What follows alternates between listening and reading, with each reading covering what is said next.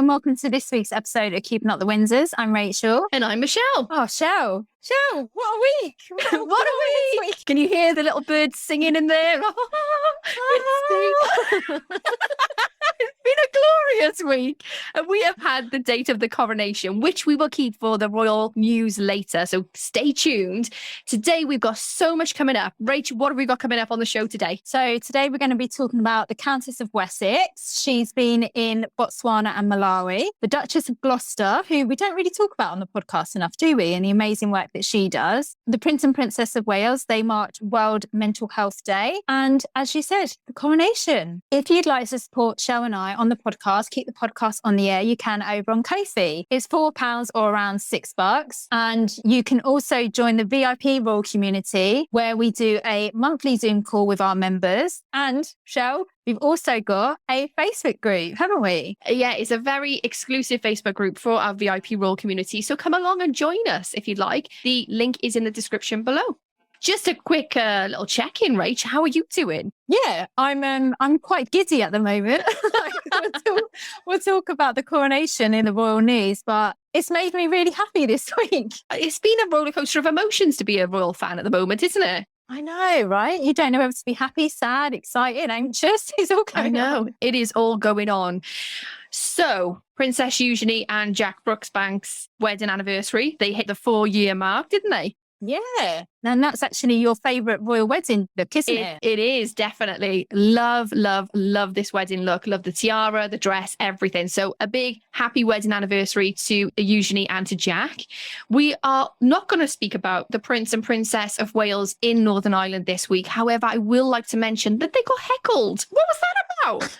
Oh my God, that woman. It was so mean. So royal community, if you don't know, obviously we're not going to talk loads about this, but if you don't know, this woman, she stood presumably for hours to meet William and Catherine. She was at the front. And then what did she say, Shell? Oh, do you know what? It's completely gone out of my head what she said. She said something like, thank you for coming, but the Irish belongs to the Irish, or something along the lines of that. Yeah. And I was just like, what was the point? If that's what you wanted to say, I just don't understand why you would queue up all that time. And she had her phone out, shook Catherine's hand, and then had the audacity to say that's the Catherine's face. I just don't understand. She was waiting for a moment and she got it to have the biggest impact as well. And it was so unassuming. Catherine thought she was a well-wisher and she ended up with it was kind of like she was luring her into a false sense of security. And all of a sudden you just saw Catherine just go in the car and off she went. I don't know whether she actually stopped that a bit short than was necessary. Yeah, but also she took the place of someone that probably really wanted to be at the front to meet Catherine. Yeah. So anyway, Catherine got heckled this week. Moving on. Moving on swiftly. We're going to move on to the Royal Roundup. We're so excited about this week, aren't we? Yay!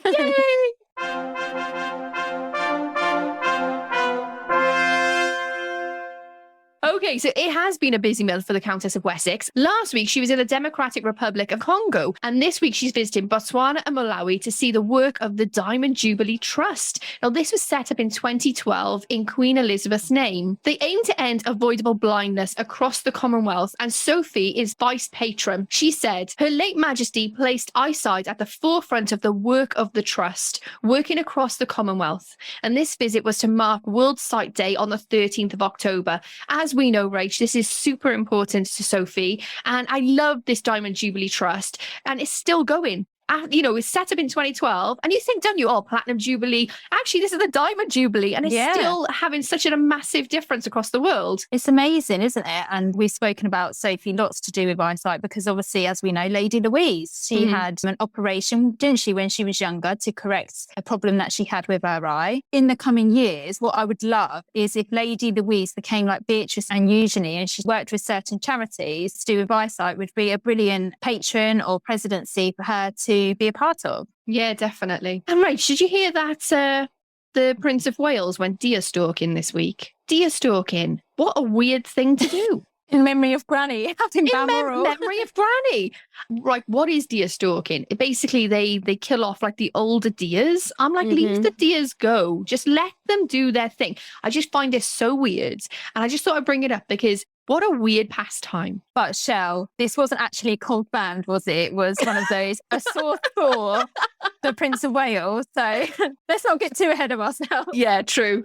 So moving on, keeping with the theme of animals, but with a more lovelier touch, a new photo was released of Queen Elizabeth's fell pony, Emma. What was really funny about this was the photo had a press release and it was embargoed. Oh, I love this. Yes, go Emma. She's a superstar. She's like such a hot commodity now. She has to be embargoed. And as we know, she captured hearts around the world, didn't she? As we saw her on the long walk as she lined the procession towards Windsor Castle. Absolutely. I know. How beautiful is Emma? And also, right, let's add to the fact that I think the embargo was a month after the Queen's death, wasn't it? And then that was when it got embargoed. So I do understand why they would have embargoed that date. It's just funny that a horse got embargoed. I love it. It's so royal. I just love it. To mark Hospice Care Week, the Duchess of Gloucester visited Greenwich and Bexley Community Hospice, where she met staff and volunteers who support 3,000 patients every year. Brigitte also planted a tree. Yay! We got one! A tree! So all the new listeners of our royal podcast, a TREEBILEE is something we say when a royal plants a tree. It's just something you say whilst you're here, and royal community, say it loud and proud. So she planted a tree, TREEBILEE, for the Queen's green canopy in remembrance of Queen Elizabeth. I love it. Our first TREEBILEE in a long time. Yeah, and I think what was nice about this is that the Duchess of Gloucester, the Duke of Kent, their work is still getting recognised. Even though Queen Elizabeth is no longer here, they're still working members of the royal family. And Shell, talking of the Duke of Kent, it was actually his birthday this week. So happy 87th birthday. Top your cap to you, sir. Yes. Oh my goodness. Happy birthday to the Duke of Kent. What a guy. Love it. Love What it. a guy. So let's move on to the King and Queen Consort. They visited the village of Ballater in Aberdeen to thank representatives from the police, ambulance and fire services and volunteers who helped support Queen Elizabeth's final journey from Balmoral. And if you remember, Shell, Ballater, they were the first, residents to say goodbye to Her Majesty because let's not forget, she was their neighbour for many years, wasn't she? She was, and it was such a special thing for them to do. And even before she passed away, they just lined the street outside Balmoral just to give her some well wishes and some moral support, I guess, when we heard that statement come out first. So it's a very special place, And I think they probably feel so much more connected to the Queen than probably any of us. Yeah, and I think it's very telling that the King and Queen Consort are still in Scotland. They're still staying at Balmoral at this present time, aren't they? And I think that's important to show the Scottish people that, yes, you have a new monarch, but you're still important. And what was lovely as well, there was, talking of horses in this week's episode, there was pictures of their majesties meeting some of the horses that lined the procession. And I think, this goes to show they got such a passion and love of horses as well. We obviously, when we think of horses, anything to do with the royal family, we think immediately of Queen Elizabeth, don't we? We do, but then also we know that Camilla is a massive fan of horses. I think she's a patron of Brooks Donkey Sanctuary as well, isn't she? It was really lovely to see. And Rach, I've got to tell you something. Go on. I have made friends with a Shire horse in our local farm, and I've just bought an annual pass. So I'm now friends with Jim, the Shire horse. Jim? Yeah, I know, he's amazing. Anyway, I just love the fact that they were so passionate about horses. Moving on, the Prince and Princess of Wales visited BBC's Newsbeat to take part in a special episode about young people and mental health as part of World Mental Health Day.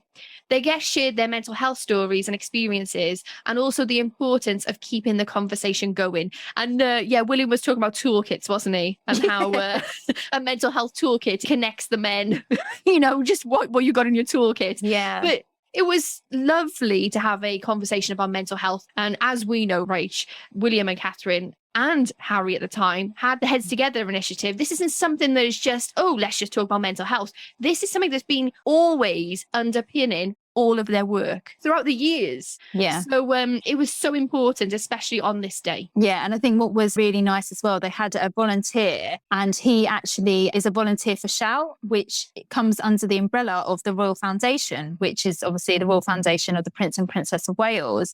And he said that he had seen the programme back in 2019, William and Catherine with Mary Berry. Don't know if you remember that. It was Yes. it was called A Berry Royal Christmas. Oh, yes, I did. They were making the cakes, weren't they? They were making the cakes.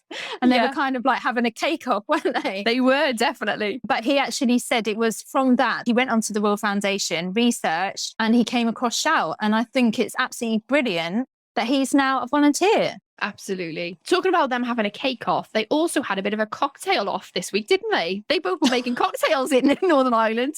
I love this because my husband used to work as a master bartender. So when I was talking to him about it, he was just like, oh, he was shaking his head. Like the technique was so off.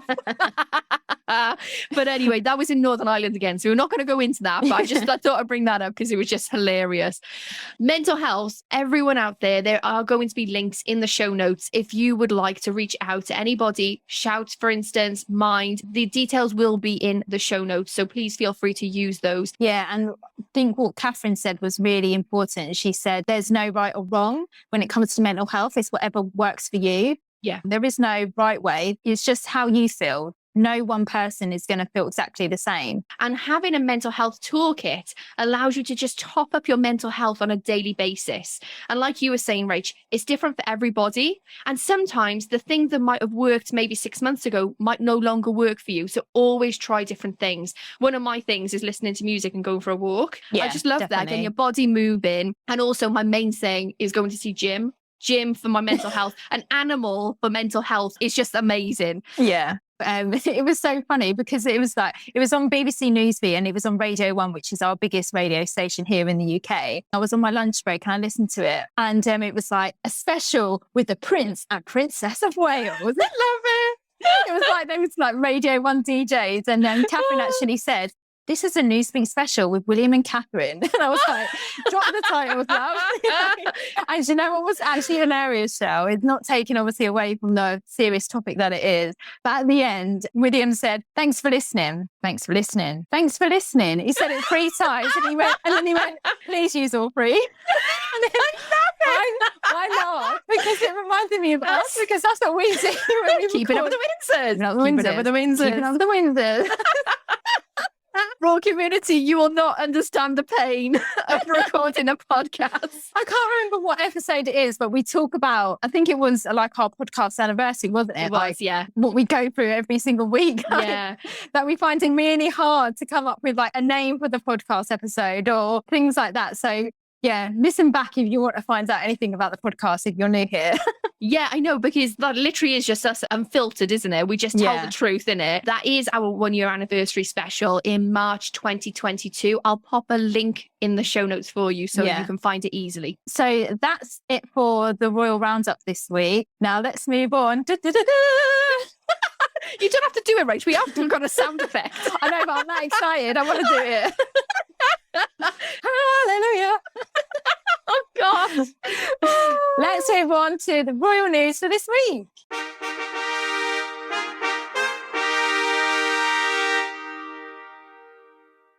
Right, okay, let's talk about it. The coronation date of His Majesty the King has been confirmed, Saturday the 6th of May 2023. The ceremony will also see the Queen Consort crowned. For the last 900 years, 900 years, Rach. You heard that right, royal community. We got the history. We've got the history. For the last 900 years, the ceremony has taken place at Westminster Abbey and it will be conducted by the Archbishop of Canterbury. The coronation will reflect the monarch's role today and looks towards the future while being rooted in long-standing traditions and pageantry. The ceremony has retained a similar structure for over 1,000 years, and next year's coronation is expected to include the same core elements while recognising the spirit of the times. So let's discuss the coronation. Well, first thing was, we were like, right, hotels. What's happening? I put it on our Instagram. I was like, looking at hotels immediately. Immediately. Thank you so much, Royal Community, for everyone who's DM'd us already.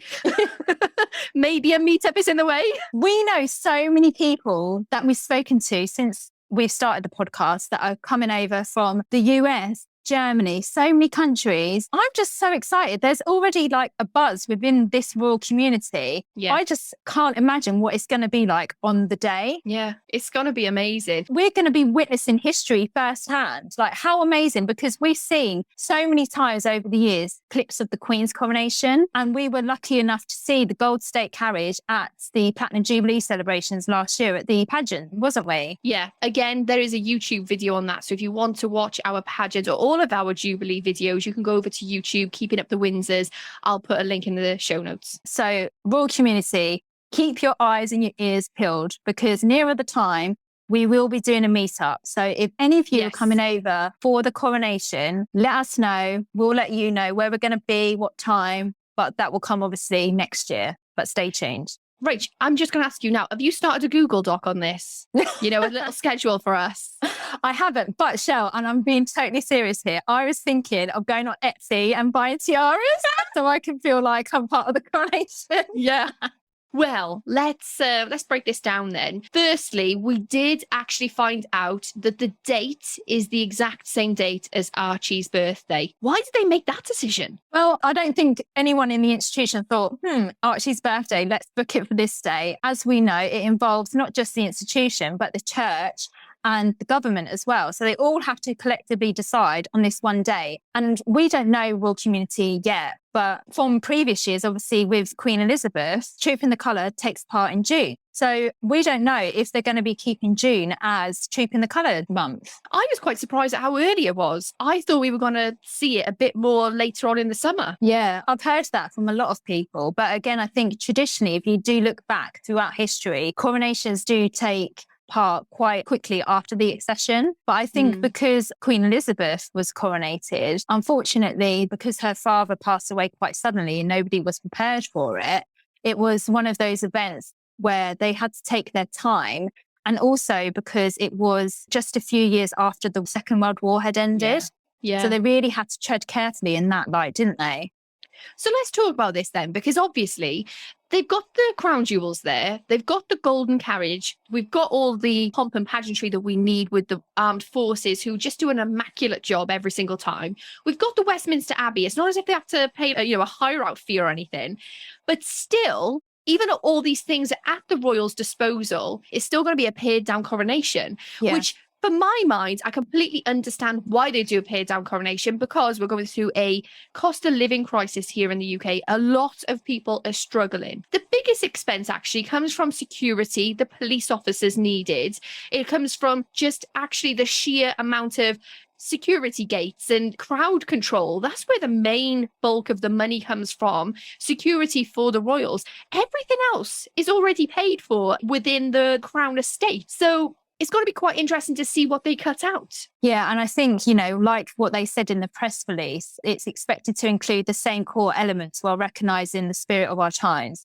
So we've moved on in time since the Queen's coronation. Like, our country is completely different. It's so multicultural now compared to what it was back in the 50s. And I think the Commonwealth will be reflected quite heavily within the coronation, within the ceremony. And we've heard as well that the Queen's coronation was 4 hours long, but this is only going to be about an hour long. Wow. Yeah. Wow, that's very different, isn't it? I think what they're going to keep is obviously the anointing. That's obviously like a really important part of the coronation. They've also got to get the coronation stone back onto that chair from Scotland, haven't they? So, yes, there's a lot of manoeuvring. There's a lot of putting all the pieces together. It's just going to be interesting to see it in HD now, because our television, the technology have come along so much. We'd be able to see so much more detail than we can in Queen Elizabeth's coronation videos. But bear in mind, royal community, Rachel and I will be on a camp chair somewhere along the Mall, so we won't be able to see anything until we go home,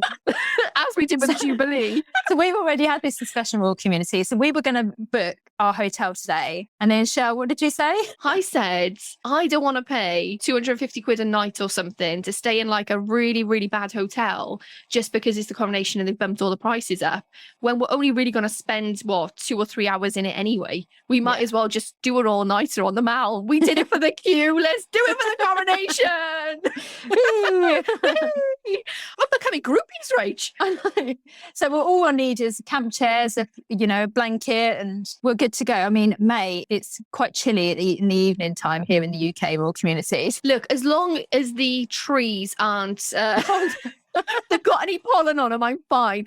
I sneezed continuously during the Jubilee, so I think I'll have to take antihistamines. What will be interesting as well is each coronation, there is a new crown made, isn't there? Yes, yes. So what happens is they use all of the jewels, but they have to do a new setting to fit the king's head. And that is what would be new. Yeah, and what will be interesting to see as well is we don't have any footage whatsoever of when the Queen Mother was coronated. This is the first time we will be seeing the Queen Consort Camilla. Yeah. She'll be coronated at the same time as the King. So this is, again, something we've never seen before. So I'm really interested to see what happens, because we know what happens with the monarch because we have the videos of the Queen. Yeah. But I don't know in what sense it happens when the consort gets coronated. Yeah. We saw a little bit, didn't we, with Prince Philip? But I don't know how different that is for a queen consort versus a prince consort. So, yeah, it's quite interesting, isn't it? Yeah. You said it's quite quick. Can you imagine? They're already probably prepping the outfits because you've got all that regalia that they have to get ready and make specifically for that monarch. And we've not really seen, but this might be one of the first times we'll see Charles's cipher. Oh, I bet it's going to be massive on the back on of his coronation robe. Yeah, absolutely.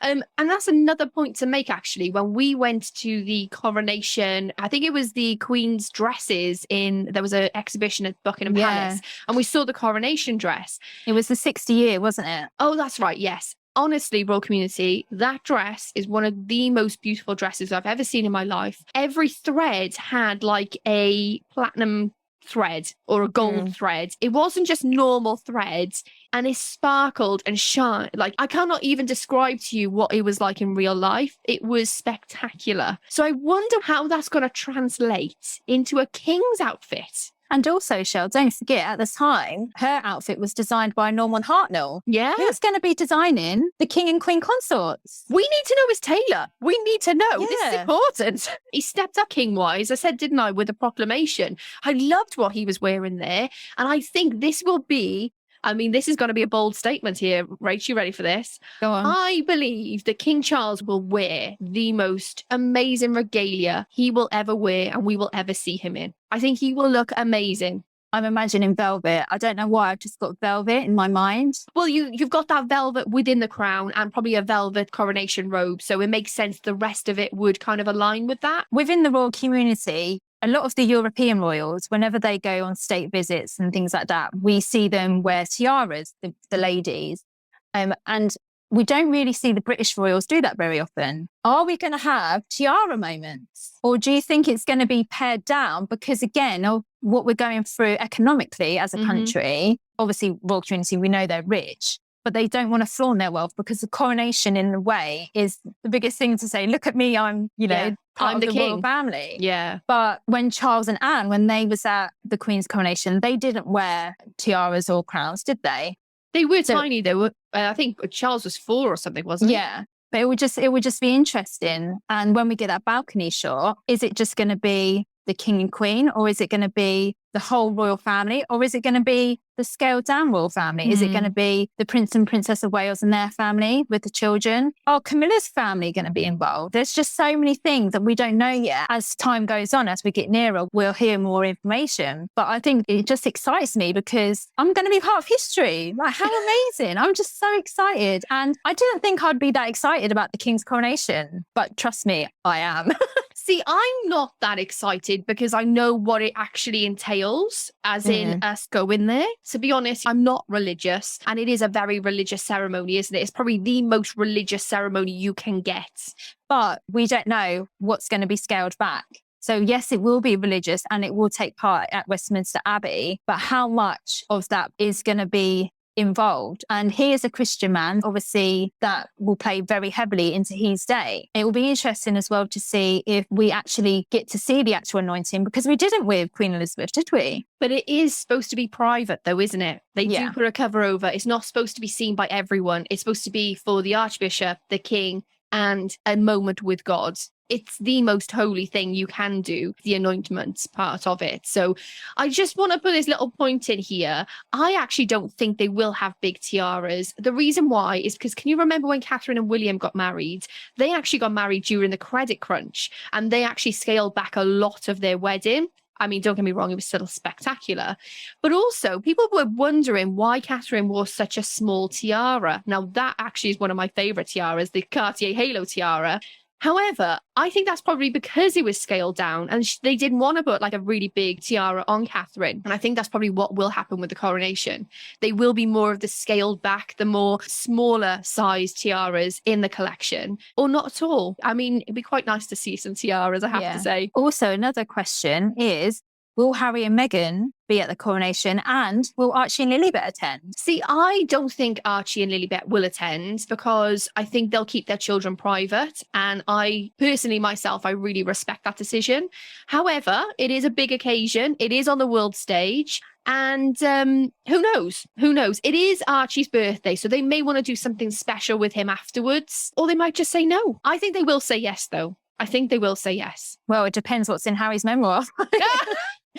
Depends if he gives an invite or not. The thing is, we still don't have a date for the memoir either. So, yeah. Anyway, let's talk about what's coming up on YouTube this week. I'm going to be doing a video on episodes 2 to 5 of Meghan's Archetypes podcast. So if you've been catching up or you'd like to know what my thoughts are, there will be a video on the review. And if you have any opinions that you'd like to share and you're not on Instagram, head on over to keepingupwiththewindsorspod@gmail.com and email us. We'd love to chat with you. If you're listening on Apple, Spotify, anywhere you can leave a review, please do. Leave us a lovely 5-star review. It gets us seen by more people who want to join the royal community. And if you'd like to support Shell and I on the podcast, keep the podcast on the air, you can over on Ko-fi. Buy us a cup of coffee. It's £4/$6. Amazing stuff. We're so excited about the coronation. What about you? Are you excited? Let us know. Come on over and say hi to us over on YouTube, Instagram, or email us. Thank you so much for being here. It's lovely to have you with us as part of the royal community. And we'll see you next week on Keeping Up with the Windsors. Keeping Up with the Windsors. Keeping Up with the Windsors.